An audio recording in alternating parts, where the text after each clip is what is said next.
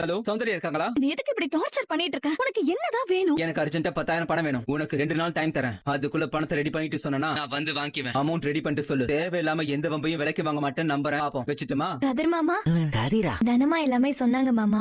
அம்மா சொன்னாங்களே. ஐயோ, உங்ககிட்ட அவங்க நம்ம கல்யாண விஷயத்த பத்தி பேசிருக்கிறதாவும் நீங்க அத பத்தி யோசிச்சு ஒரு நல்ல முடிவை சொல்றதாவும் தனமா சொன்னாங்க. இத நான் கேட்டப்ப எனக்கு ரொம்ப சந்தோஷமா இருந்துச்சு. கிளம்ப தெரியாம பேசிக்கிட்டு இருக்கே. நீங்க நிச்சயமா ஒரு நல்ல முடிவை சொல்லுவீங்கன்னு எனக்கு நம்பிக்கை இருக்கு மாமா. நீங்க நல்லா யோசிங்க மாமா.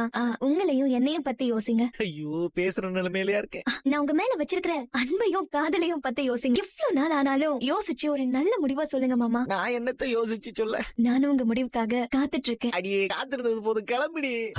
என்னடா இது வம்பா இருக்கு? மாப்பிள்ளை கிட்ட சொல்லிடலாமா?